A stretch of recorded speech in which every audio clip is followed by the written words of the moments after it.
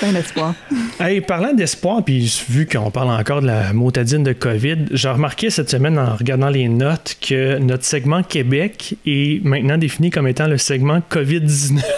Je sais pas qu'est-ce que ça veut dire, mais qu'on est tanné d'en parler, qu'on a tous hâte de passer à d'autres choses et de se faire des câlins, comme dit Viviane. Rentrons dans le vif du sujet. Écoutez, ça continue. On franchit le cap des 900 décès au Québec alors que les cas... 9 000, merci beaucoup, parce que c'est différent. 9 000 décès au Québec alors que les cas issus des voyageurs inquiètent beaucoup. Certaines bibliothèques municipales vont rendre disponibles des postes de travail, des ordinateurs. On sait qu'il y a beaucoup d'étudiants qui manquent d'ordinateurs en ce moment au secondaire, au cégep. Legault refuse d'accorder une exception aux itinérants. Donc, l'argumentaire, ce serait qu'il y aurait possiblement des gens qui se feraient passer pour des itinérants. Je vous laisse en parler tantôt. Legault aussi demande à Ottawa d'annuler les vols internationaux non essentiels. On continue toujours avec Québec qui compte investir 19 millions pour stimuler le secteur des TI. Pendant ce temps, le PQ demande au gouvernement de présenter un plan pour soutenir les étudiants et l'éducation au cégep et à l'université. Ils ont aussi fait une proposition en matière de santé mentale, toujours dans le contexte de la pandémie, évidemment. Pour ce qui est de QS, ils ont demandé cette semaine à ce qu'on privilégie le bois dans la construction au Québec.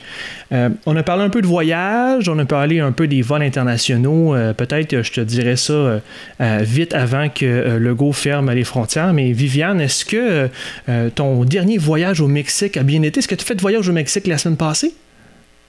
Ah oui. Tu étais sur Mexique, le sud. Les 4 murs de chez nous, centre-ville de Montréal. Oui, non, beau voyage imaginaire. Est-ce qu'il y a quelque chose quand même dans la semaine qui t'a accroché? Oui. En fait, là, bon, le gouvernement Legault a demandé d'interdire les voyages non essentiels, beau timing. Rendu au 18, 19, 20 janvier, on s'entend que le mal est fait. Le problème est pas mal déjà derrière nous, mais sincèrement, là-dessus, je blâme entièrement la gestion de tout ça sur le gouvernement fédéral. Parce que c'est sa compétence? Parce que c'est sa compétence, absolument. J'en ai déjà parlé à cette émission quand on a débattu un petit peu avec Ronnie. C'était bien fun. J'aimerais ça reprendre ça à un moment donné. On va t'arranger ça. Pour moi, quand le gouvernement canadien commence à dire qu'il veut faire la morale aux provinces en matière de santé puis établir des standards minimaux de santé pan-nationaux, là, ça me choque tellement parce que depuis le début, il n'y a pas une balle qui l'a bien reprise. À part, je dois le dire, pour ce qui est de la PCU, là, puis encore là, il y a bien des choses à dire là-dessus, mais ça a pris des semaines pour qu'ils réagissent en mars quand il fallait urgemment fermer les frontières ou en tout cas les contrôler sévèrement. C'était sa compétence. Il n'a pas imposé la quarantaine en retour de voyage. Il le fait toujours pas comme du monde encore. Je veux dire, il contrôle les quarantaines en faisant des appels. C'est pas. Pourquoi vous pensez que c'est le cas qu'il y a facile encore? Pourquoi il y aurait une certaine mollesse au niveau fédéral? Quelle pression ils auraient à eux? Ou est-ce qu'on parle d'une expérience, d'une déconnexion? Ou... Sincèrement, je sais pas. La seule théorie vraiment que j'ai, ça pourrait venir des compagnies peut-être aériennes. Il y avait...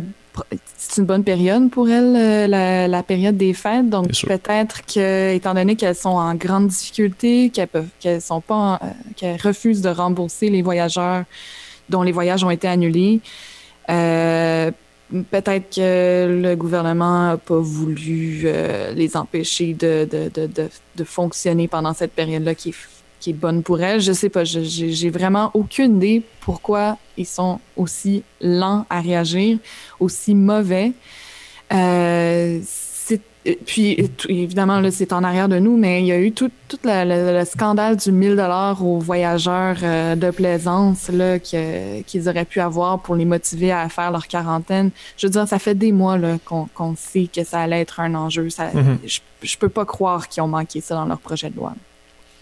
Bon, donc, moi, je vais pour dire que il n'est pas plus compétent que les provinces en matière de santé, puis de se mettre à faire la morale aux provinces dans ce domaine-là, ça me choque. Moi, je vais être un peu plus cynique, je pense. J'aime pas ça, mais je pense que dans ce cas-là, en tout cas, moi, ma seule façon d'expliquer l'attitude du fédéral dans tout ce dossier-là, c'est de me dire qu'il ne veut déplaire à personne, il veut se garder le beau rôle, il distribue l'argent, puis il impose pas de contraintes, ou en tout cas le moins possible qui pourrait lui être reproché. C'est ça, il faut se rappeler qu'ils sont minoritaires, qu'ils peuvent tomber à tout moment ou choisir de tomber à tout moment pour se faire une élection. Donc, je pense qu'ils évitent ou ils reportent sur les provinces toutes les décisions qui pourraient déplaire, puis ils se gardent la distribution de l'argent. Donc, c'est ma façon d'interpréter ça. Ceci dit, je partage tout à fait ton point de vue sur le fait que c'est mou, puis c'est limite, c'est dans les limites de l'acceptable quand il se permet de faire la morale en plus d'adopter cette position faible-là. Je voyais dans tes notes, Clément, que tu n'étais pas indifférent à la récompense de 1 000 aux voyageurs. Ou c'est Viviane, excuse-moi, Viviane, c'est toi qui n'étais pas indifférente à ces récompenses aux voyageurs.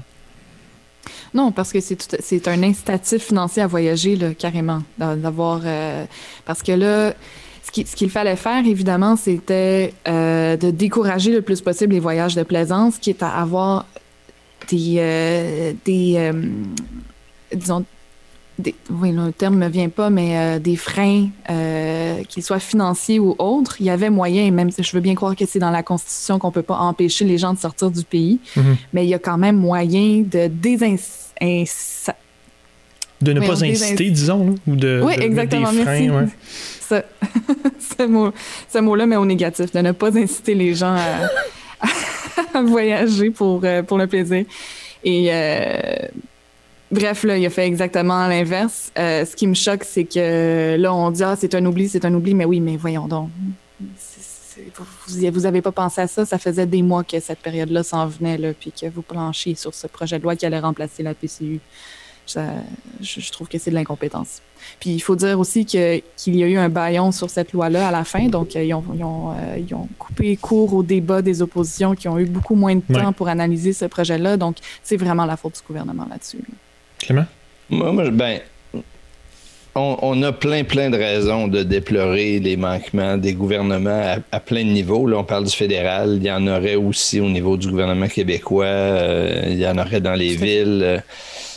Moi, je trouve quand même qu'on devrait prendre un peu plus de temps aussi pour voir les signes encourageants. Si on regarde au Québec depuis quelques jours, on voit que la tendance est intéressante. On dirait que les efforts qui sont faits depuis le retour de janvier sont plutôt favorables. La tendance est à la baisse.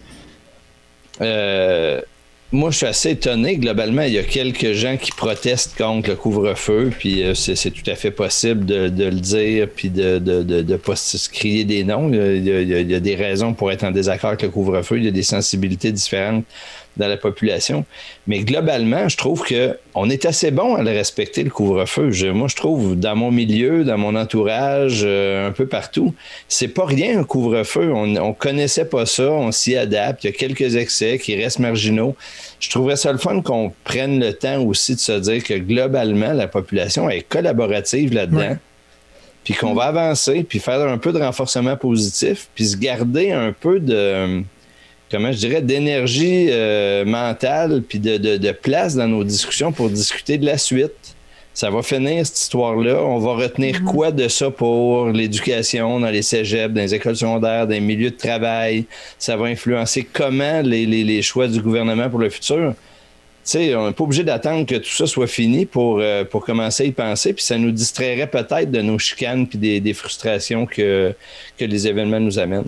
Ou des petites frustrations, des mini-scandales qu'on a actuellement dans les médias. Je veux dire, je vais prendre l'exemple là, du refus d'accorder une exception aux itinérants. Je comprends que ça pourrait être réglé. Je comprends très bien de part et d'autre. Il y a des solutions qui existent, qu'on peut sûrement trouver. Là. Je veux dire, je sais pas, ça n'a sûrement aucune valeur ou il y a sûrement d'autres choses qu'on peut faire, mais je vois plein de commentaires du genre ouvrez les églises ou envoyer du personnel. Il y a sûrement des solutions. Mon point étant que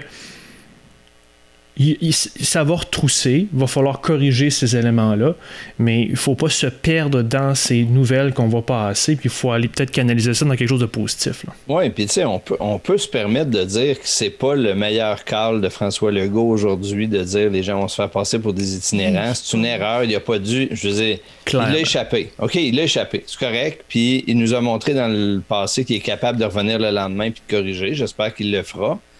Il vient de le faire sur les documents qu'il avait refusés. Donc, il refusait que les documents écrits d'Arruda soient rendus publics. Il a reviré de bord là-dessus. Puis tu sais, je pense qu'il va revenir là-dessus, je l'espère, mais on n'est pas obligé tout à coup de focaliser l'attention de 100% des médias, puis la hargne, puis tout ça là-dessus. On peut laisser passer une journée ou deux. Ouais. Puis après ça, on va retrouver nos esprits là-dessus. Il y a déjà eu une personne qui est morte, là, qu'on peut directement lier à cette cause-là. Ça va en prendre combien? Mais moi, je veux pas minimiser. Des gens choqués, là. Mais moi, je veux pas minimiser le décès de la situation, sauf que je pense pas que c'est en faisant une surenchère de hauts cris qu'on va régler la situation plus rapidement. Mais je pense que les hauts cris sont les choses qui le font revenir. Mais il faut faire pression. Pas quand il le fait, donc je vais me permettre de faire un haut cri ici à cette Vas-y! Non, mais vraiment, pour Raphaël Landry, la personne qui est décédée, c'est un Inou itinérant qui est décédé à un jet de pierre du refuge qu'il fréquentait habituellement, qui était fermé. Oui, exactement. Il s'est caché dans une toilette chimique parce qu'il avait peur des policiers à cause du couvre-feu. Je veux dire, c'est ça, là, la raison de sa mort. Là. Oh my God! C'est la politique. Puis... Donc, c'est vraiment terrible. Oui, j'espère qu'il va revenir sur ce qu'il dit, sur ce qu'il a dit aujourd'hui, parce que c'est complètement aberrant, là, je veux dire. Puis les policiers, ils connaissent les personnes. Mais c'est ça, là. J'ai le goût de te poser une question stupide, Viviane. Là. Est-ce que vraiment François Legault croit que les policiers sont pas capables de reconnaître les itinérants? Et est-ce que vraiment on est dans une situation sociale aussi tendue qu'aux États-Unis où dès qu'on voit un itinérant, ou surtout un itinérant autochtone, ils sont menacés par les policiers? Est-ce qu'il n'y a pas moyen de... Il y a des gens qui ont du jugement quand même dans la police, là? Ben, en tout cas, François Legault arrête pas de dire qu'il s'en remet au bon jugement des policiers selon la situation. Donc, il pourrait s'en remettre au bon jugement des policiers dans ces situations-là aussi, puis dire la personne...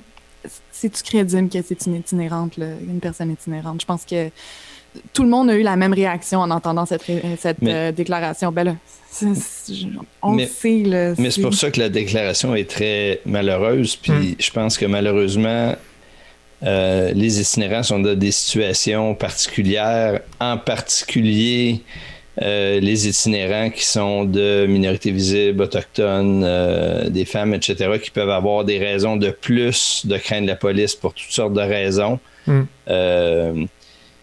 Puis là, la peur, ça se contrôle pas, puis c'est pas politique. Puis, tu sais, la question, à un moment donné, c'est qu'on peut pas juste dire on dispense ou pas les sans-abri du couvre-feu. C'est qu'il faut avoir un rôle comme société plus proactif, puis aller chercher ces gens-là, puis les aider, puis les amener dans des endroits sécurs pour eux. On peut pas... Je sais pas, c'est pas juste le bon jugement des policiers de ne pas les arrêter ou de ne pas leur donner d'amende. Là, on a une responsabilité d'aide plus grande encore qu'en temps normal. Je suis d'accord avec toi, Clément, sauf que il y a toujours des situations où il y a des personnes qui sont pas prêtes ou qui veulent pas momentanément être aidées. On est d'accord. Puis, il faut qu'il y ait les ressources pour le faire, mais on peut pas obliger personne à embarquer dans cette machine-là. Je suis d'accord avec toi. Oui, puis je sais que tu es d'accord avec moi, mais pour ça, je défonce une porte ouverte. Mais donc, il faut avoir de l'indulgence. Il faut avoir, du jugement dans cette situation-là. Et donc, on est d'accord pour que François Legault, c'est nécessaire, revienne sur cette déclaration-là, clarifie tout ça, puis au-delà des mots, déploie des moyens pour que ces personnes-là d'autres se retrouvent pas dans la même situation. Ceci dit, je vous partage une blague de Louis T que j'ai trouvé bien drôle là-dessus, qui dit qu'à la défense de François Legault, quand tu es entouré de millionnaires qui se font passer pour des pauvres pour ne pas payer d'impôts, c'est pas si fou de penser que des gens vont se faire passer pour des sans-abri pour sortir après 20 heures. Ou que ça fait longtemps qu'il n'y en a pas vu. Personne ajoute un commentaire, les sans-abri fiscaux. Je la trouve excellente. Ouais. Je voulais la partager.